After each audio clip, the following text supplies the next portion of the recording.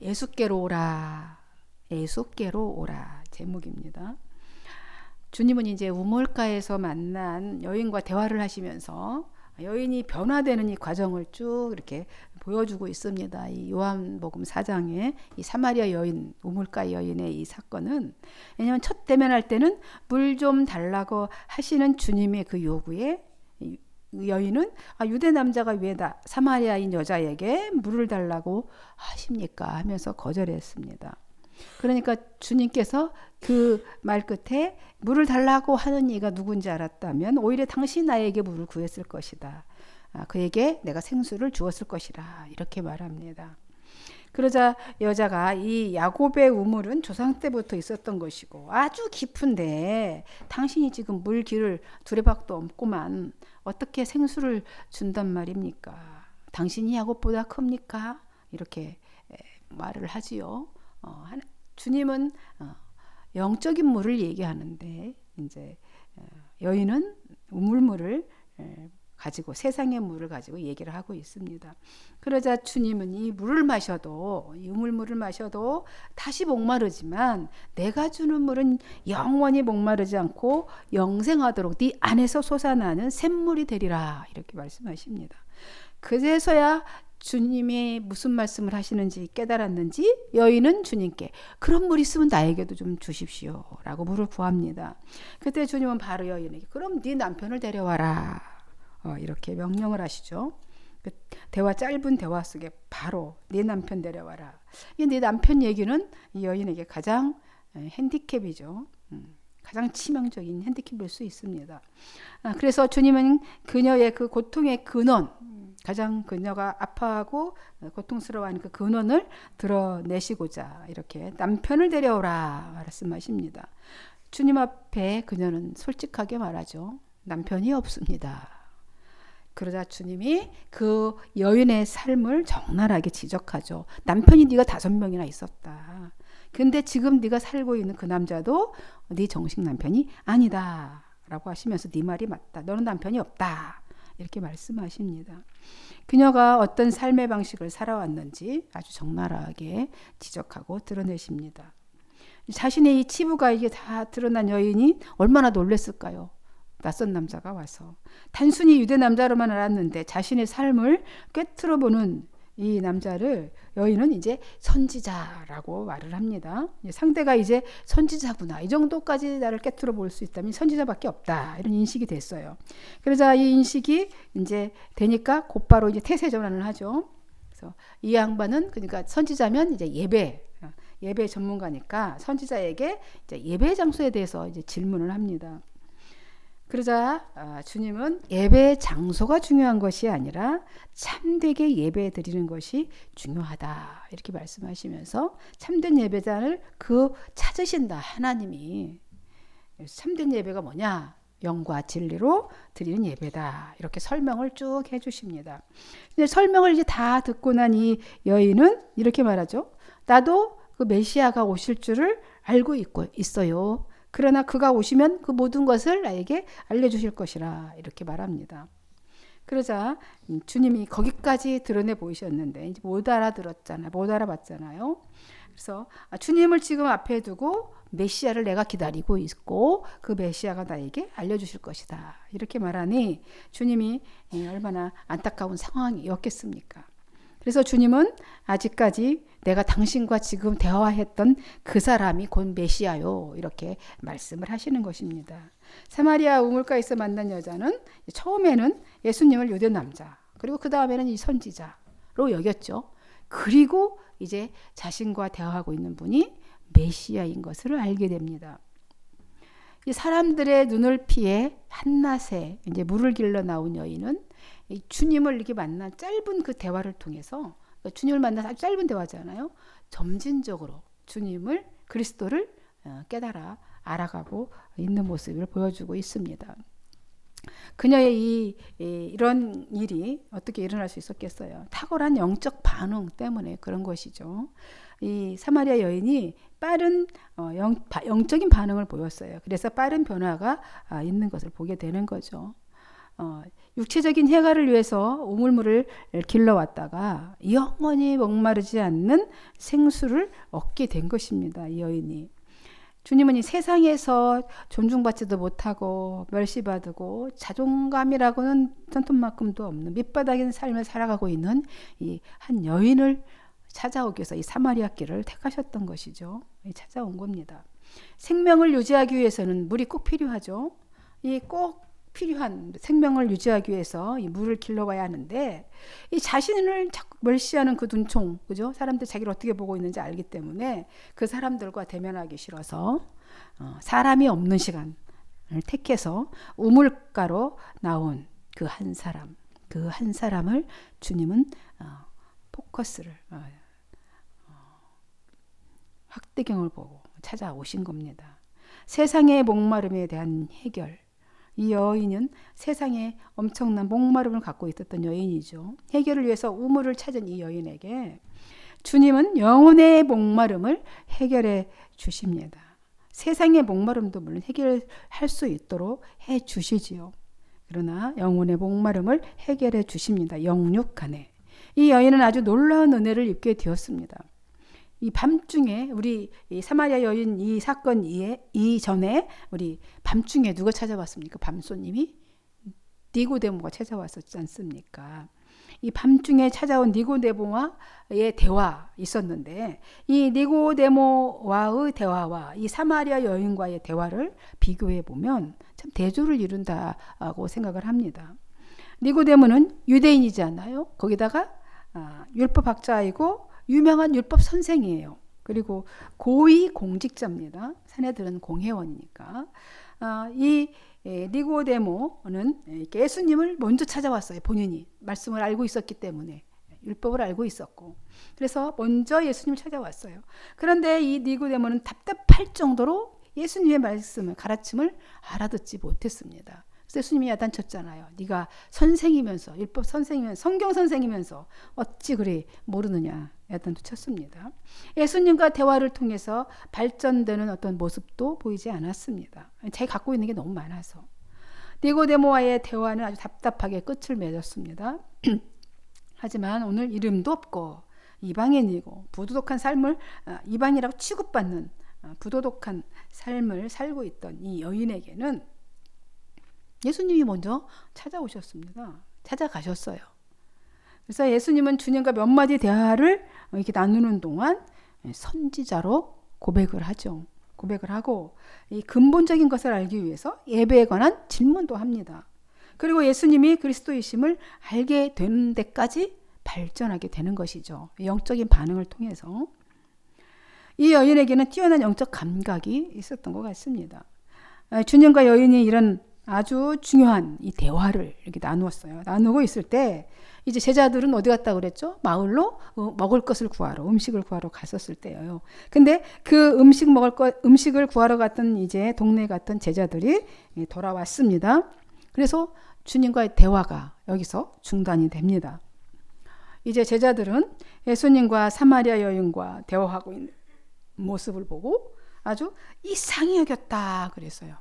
왜 이상히 여겼을까요? 사마리아 여인과 예수님이 대화하는 모습을 보고 제자들이 아주 이상하게 쳐다본 거죠. 이상하다라고 여겼습니다. 왜요? 당시에 랍비들은 여인과 얘기하는 것을 좋지 않은 것이다 이렇게 생각을 해서 가능한 한 여인과 긴 대화를 하지 않았습니다.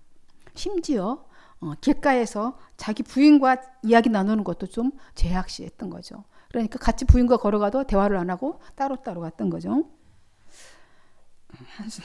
그런데 예수님께서 그런 상식선을 넘는 행동에 의아한 거죠. 당황했던 것이죠. 하지만 그 누구도 여자와 무슨 내용으로 왜 이야기를 나누었는지 묻는 제자는 없었어요. 묻는 사람은 없었습니다. 사실 왜냐하면 사마리아 지역으로 가는 것부터가 이미 그죠? 여인과 대하는 이 모든 이것이 다 뭐예요? 유대 관습을 무너뜨리는 행위였습니다. 제자들은 예수님의 이 행위에 의문이 들었어요. 들었지만 이해가 되지는 않았지만 캐묻지는 않았습니다. 왜 그렇게 하십니까? 라고 묻지는 않았습니다. 왜냐하면 주님이 하시는 일에 대해서 전적으로 신뢰를 했기 때문인 것이죠. 이렇게 계속해서 이제 포커스를 이제 여인에게 또 돌립니다. 이제 그 사건은 그렇게 끝나고 자기에게 이 물을 달라고 이 청한 사람이 이제 메시아인 것을 깨닫게 되었잖아요. 내가 메시아다. 주님이 여인에게 얘기하니까 여인은 또 즉시로 반응을 합니다. 28절에 어떻게 반응하는지 한번 볼까요? 이렇게 반응합니다. 여자가 물동이를 버려두고 동네로 들어가서 사람들에게 이르되 내가 행한 모든 일을 내게 말한 사람을 와서 보라. 이는 그리스도가 아니냐 하니 이렇게 합니다. 그러니까 물동이를 버려두고 물동이는 물 받아서 먹으려고 물 담아 가려고 온 항아리이죠. 근데 자기에게 물 달라고 하시니까 메시아인 것을 깨닫게 되자 물동이를 집어던졌어요. 버려놓고 곧장 마을로 갑니다. 그러니까 사람을 피해서 나왔던 사람이 사람을 찾아가는 거죠. 엄청난 변화가 있게 된 것입니다. 이게 주님을 만나게 되면 이렇게 완전히 달라진 삶을 살게 되는 것이죠. 사람을 피해 어두운 그늘에서 살았던 여인이 이제 사람을 향해서 달려가요. 빛으로 나가게 되는 것을 보게 됩니다. 이 영적인 변화가 일어났어요. 자신의 처지나 형편이 이제 아무런 문제가 되지 않습니다. 주님을 만나고 나니 메시아를 만났으니 이건 아무런 문제가 안 되는 거예요. 자신을 어떻게 생각하든지 마을 사람들이 어떻게 생각하든지 상관이 없어요. 가서 쫓아가서 말을 합니다. 찾아가서 여러분 모두들 좀 나와보세요. 저의 과거와 현재를 낱낱이 다 알고 있는 분이 계십니다. 와서 보세요. 아마 그분이 메시아인 것 같아. 그분이 메시아가 아닐까요? 이렇게 외칩니다. 그리고 메시아를 만난 여인은 이 놀라운 이 감격, 메시아를 만나다니, 나의 일생에 메시아를 보다니, 예수를 만나다니 그 은혜와 감격에 사로잡혀가지고 이제 자신을 비웃던 사람들, 곱지 않은 시선으로 봤던 그 사람들이 두렵지도 않고 수치감도 없어졌어요. 자신이 만난 메시아를 증거하는 것이 이것이 가장 앞섰던 것이죠. 누구를 살필 겨를도 없이, 그죠? 어떤 생각을 할 것도 없이 내가 메시아를 만났다. 그 사실만은 압도하고 있었던 거예요. 그 생각에. 우리가 너무 기쁜 일이 만나면 그렇잖아요. 어떤 행동을 하게 됩니까? 누가 옆에 있으면 너무 기쁜 일을 만나면 막 옆에 막 같이 부둥켜 안고 막 뛰잖아요. 기쁨을 표현합니다. 그가 누군지 살필 겨를이 없어요. 하다 보면 엉뚱한 사람 안고 막 뛰는 경우도 있죠. 보면은 마찬가지로 이 여인은 다른 말을 할 필요가 없었어요. 내가 메시아를 만났다. 와서 보라. 이렇게 말하는 것입니다. 그러자 동네 사람들이 그 여인의 말을 듣고 이제 모두 나와서 이제 예수님을 보려고 막 몰려갑니다. 진짜야 메시아를 만났다는데 얼마나 충격적인 소식입니까? 막 달려가죠. 그냥 예수님을 소개했을 뿐인데 동네 사람들이 막 예수님께 찾아왔습니다. 우리 한만교회도 이런 일이 일어났으면 좋겠어요. 예수님 믿으세요. 예수님을 소개하면 그냥 쫓아왔으면 좋겠어요. 영혼이 막 붙었으면 좋겠습니다. 아멘. 이들이 예수님께 막 달려오는 이제 사이에 이제 포커스가 다시 이 성경은 어디로 예수님과 제자들에게로 옮겨지죠. 이제 제자들이 이제 예수님께 먹을 것을 드렸어요. 여인이 물동에 버려두고 간 사이에 이제 제자들이 먹을 것을 드렸습니다. 잡수시라고. 근데 오랜 시간 있었으니까 배고프고 목마르는 것은 당연하잖아요. 그런데 주님이 이렇게 말씀하십니다. 좀 드세요 이랬더니 32절에 내게는 너희가 알지 못하는 먹을 양식이 있느니라 이렇게 말씀하십니다. 이게 무슨 말씀입니까? 제자들이 주신 그 음식은 먹지 않겠다는 말인가요? 그러니까 제자들은 자신들이 알지 못하는 음식이 있다 이렇게 하니까 얼마나 당황스러웠겠습니까? 그러면서 그러면 차로 와줘 보면서 그럼 누가 잡수실 것을 갖다 드렸나? 이렇게 수근수근거립니다. 주님의 말씀의 의미는 제자들이 그 준비한 그 음식을 안 드시겠다는 말씀이 아니시고요.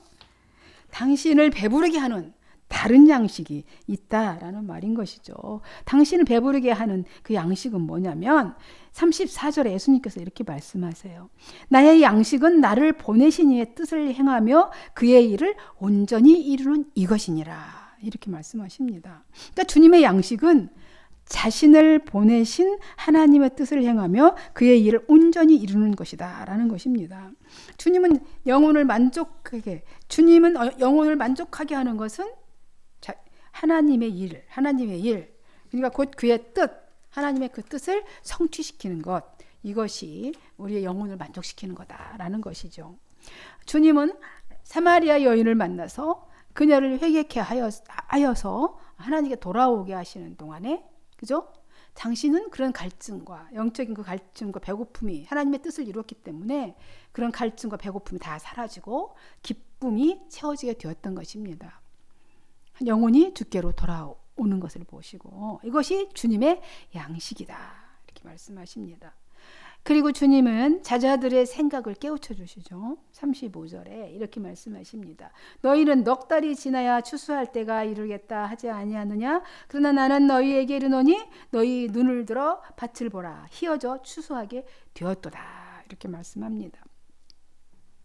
그러니까 너희는 아직도 넉 달이 지나야 추수할 때라고 하는데 득판 봐라. 벌써 곡식이 익어서 추수할 때가 되었다 이렇게 말씀하십니다. 그러니까 추수할 때가 됐는지 안 됐는지 때를 분별할 수 있는 시각은 영적인 눈이 열려야 볼 수 있는 것이죠. 여러분 지금 이 세대를 올바르게 바라볼 수 있도록 우리에게 영적 통찰력을 달라고 그렇게 기도해야 할 줄로 믿습니다. 그죠? 영적인 눈이 열려야 이 세대를 바로 분별하고 때를 구별할 수 있습니다. 그리고 주님은 계속해서 일하는 자에게 대하여서 보면은 36, 37절에 보면 일하는 자에 대한 보상, 그렇게 일하는 자가 얻을 보상에 대해서 말씀하십니다. 거두는 자가 이미 싹도 받고 영생에 이르는 열매를 모으나니 이는 뿌리는 자와 거두는 자가 함께 즐거워하게 하려 함이라. 그런즉 한 사람이 심고 다른 사람이 거둔다 하는 말이 옳도다. 내가 너희로 노력하지 아니한 것을 거두려 보내었노니 다른 사람들은 노력하였고 너희는 그들이 노력한 것을 어떻게 했다요? 참여하였느니라. 이렇게 말씀하십니다. 이렇게 일하는 자에게 이미 싹도 받았다. 얻을 보상에 대해서 말씀을 해주시고 계십니다. 그래서 이 제자들은 아직 때가 안 됐다라고 해서 아예 사마리아 그 땅에 밟으려고도 하지 않았지만 예수님이 바라보기엔 이미 때가 이거 추수할 때가 되었다라고 보신 것입니다. 그래서 제자들과 이렇게 대화를 마치자 이제 사마리아인들이 이제 몰려왔겠죠. 예수님께 몰려왔습니다. 여인의 말 때문에 예수님을 만나기 위해서 왔고 그들은 예수님을 그리스도로 이제 믿게 되었다라고 기록하고 있습니다. 그들은 예수님께 자기 동네에서 함께 유하시기를 그래서 간곡히 권합니다. 주님은 이틀을 이제 그곳에서 그래서 지냈습니다. 메시아를 만났으니 얼마나 영광 되겠습니까? 우리 동네에 머물러 주세요. 막 그랬겠죠. 그래서 그러자 그들이 이제 우물가 여인에게 이렇게 말합니다. 이틀 동안 하나님의 말씀을 주님으로부터 들었죠. 주님의 말씀을 들었습니다. 처음에는 내가 당신의 말 때문에 메시아를 만났다라는 것 때문에 왔지만 이제는 우리가 직접 그분의 말씀을 듣고 주님의 말씀을 듣고 보니 그분이 세상의 구주이신 것을 내가 깨달았다. 이제는 주님의 말씀 때문에 주님을 믿는다라고 이제 마을 사람들이 말을 합니다. 예수님께서 사마리아 우물가에서 한 여인을 만나서 그를 변화시키니 그녀를 통해서 이렇게 수많은 사람이 복음을 듣고 또 구주를 만났습니다. 이렇게 해서 이제 사마리아 스토리가 3주에 걸쳐서 이렇게 끝났습니다. 그리고 이틀 동안 사마리아에서 머무르셨던 주님은 이제 갈릴리 지방으로 다시 가십니다. 올라가시죠. 주님이 친히 말씀하신 적이 있는데 이제 선지자가 자기 고향에서는 높임을 받지 못한다라고 주님 말씀하신 적이 있어요. 근데 갈릴리 지역에 갔더니 그 마을 사람들이 주님을 막 과격하게 막 크게 환영을 합니다. 과하게. 그들이 이러는 까닭이 있어요. 그들의 유월절에 예루살렘에 갔다가 주님이 거기서 행하는 놀라운 일들을 직접 보았기 때문입니다. 이 구절을 굳이 이제 넣은 거죠. 세례 사도 요한이. 그래서 그들이 의외로 영접을 했다는 말입니다. 주님이 선지자가 자기 고향에서 높임을 받지 못한다고 했는데 그들이 환영했는데 주님 말씀이 틀리네? 이것이 아니라 그래서 이 말씀을 집어넣은 거죠. 넣은 것은 사람들이 믿음의 포인트가 어디에 근거하고 있는지를 말씀하고자 하시는 것이죠. 저들은 기적과 이적, 물질적인 것, 세상적인 것에 포인트를 두고 있기 때문에 주님을 환영한 것이지 원래 선지자는 자기 고향에서 환영받지 못한다 이렇게 말씀하고 있는 것입니다. 여러분, 요한은 사마리아 우물가의 이 something을 아주 영적으로 깊게 사도 요한은 이렇게 지면을 할애해서 말씀을 하고 있습니다. 이 만남에는 왜냐하면 영적인 의미가 담겨 있기 때문에 그렇죠. 목마름을 해결할 수 있는 것은 세상의 울물이 아니고 생수를 마시는 것이다. 이렇게 말씀을 하고 있는 거죠. 그 안에 내포한 말씀의 핵심이. 그 생수의 근원이 예수님이시다는 거예요. 그리고 참된 예배는 장소가 아니고 영과 진리로 예배드리는 것이다. 이런 자를 하나님이 찾으신다는 것이죠. 그러면서 참된 양식이라는 건 뭐냐? 하나님의 뜻을 이루는 것이다. 그리고 예수님을 만난 자는 증거자의 삶을 살게 된다라는 말이 이 안에 그런 메시지가 아주 깊은 영적인 메시지가 담겨져 있는 것입니다. 그래서 저도 3주에 걸쳐서 이 말씀을 이 사마리아 스토리를 지금 전하고 있습니다. 뜻을 이루신 주님은 이제 전에 물로 포도주를 만드셨던 가나라는 동네에 이제 가셨습니다. 그곳에서는 그곳에는 왕의 신하 한 사람이 살고 있었어요. 한 사람이 있었대요. 거기에 왕의 신하는 이제 헤롯 안티파스의 궁정 관리이겠죠. 그곳에 가나라는 동네 물을 포도주를 만들었던 데가 가나죠. 가나라는 그 동네에 왕의 신하 한 사람이 있었는데 그의 아들이 중병에 걸려서 가버나움에 있었다는 것입니다.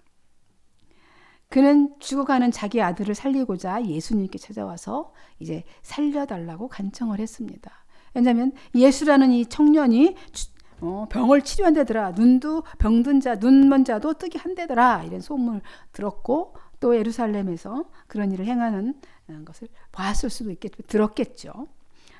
그래서 찾아간 것입니다. 그러자 주님이 우리 아들을 좀 죽게 되었으니 살려주십시오라고 하면 주님은 바로 고쳐주셨잖아요. 근데 주님의 반응이 좀 불편한 마음을 드러내시죠. 즉시 응하지 않으시고 당신들은 도대체 기이한 일이나 기적 같은 일을 보지 않고는 도무지 믿지 아니하리라 이렇게 말씀을 하십니다. 그러자 얼마나 그 신하는 간절했겠습니까? 아들이 아프니 다시 간청을 하죠. 선생님 제발 제 아들이 죽기 전에 병을 좀 고쳐주십시오 라고 이렇게 기도를 하죠. 간청을 합니다. 그러자 주님이 응답해 주십니다. 집으로 가라. 당신 아들이 살 것이오 라고 한 말씀 해주십니다. 신하는 주님의 말씀을 믿고 집으로 갔습니다. 그 신하가 집으로 돌아가는 도중에 이제 가는데 그 집에 가버나움에서 하인들이 이제 주인을 마중 나와서 이제 소리를 치죠. 아드님이 살아나셨습니다. 많게 되셨습니다. 라고 기쁜 소식을 전했습니다. 그러자 그 신하는 그 소식을 듣자마자 주님이 말씀만 했을 뿐인데 그 말씀이 생각이 나서 그럼 언제쯤 났냐 물어봅니다. 그랬더니 한 몇 시? 7시에. 제 7시는 오후 1시쯤이겠죠. 제 6시가 정오니까. 갑자기 열이 떨어졌습니다. 제 7시에 열이 갑자기 떨어졌습니다. 라고 대답하죠. 너무 놀라웠습니다. 왕의 신하는. 그 시각은 바로 예수님께서 당신의 아들이 살 것이오 라고 말씀하신 그 순간 바로 그때였기 때문이죠. 이 일로 인해서 그 신하와 그 집안 온 식구들은 모두 예수님을 믿게 되었다는 것입니다. 이것이 갈릴리에서 행하신 두 번째 예수님의 표적입니다. 사랑하는 성도 여러분, 예수께로 오면 더 이상 세상 것에 목말라 하지 않습니다. 영원히 마르지 않는 생수를 마시기 때문에 그렇습니다. 생수의 근원이 예수 그리스도이기 때문이죠. 생수를 마신 자는 누구나 예수께로 또 초청을 합니다. 예수님을 찾아온 자도 또 예수님을 찾아간 자도 예수님을 만나기만 하면 모두 그 문제를 해결받는다는 것이죠. 오늘 말씀 묵상해 보시고 해결자로 오신 주님, 내 문제는 어떻게 해결받아야 할지 묵상해 보시기 바랍니다. 예수님께로 나오시기 바랍니다. 이 세상을 주도하는 통치자는 강대국 지도자도 또 어떤 지도, 막강한 진보도 보수도 아닙니다. 이 세상 역사를 주관하시고 구원사를 만들어 가시는 분은 오직 삼위일체 하나님 뿐이십니다. 길이시고 진리시고 생명이신 예수 그리스도께로 나오시기 바랍니다.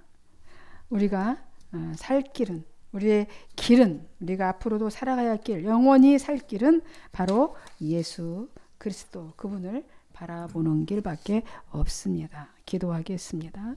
하나님 감사합니다. 예수께로 나오시기 바랍니다.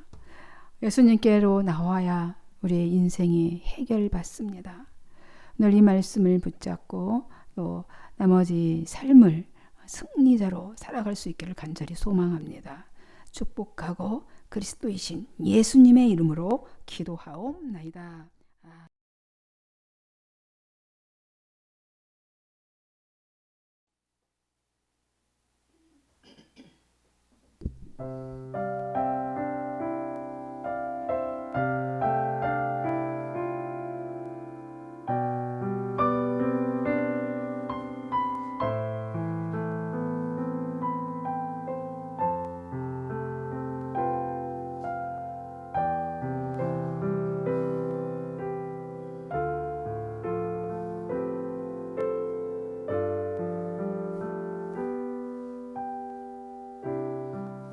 왕이신 나의 하나님,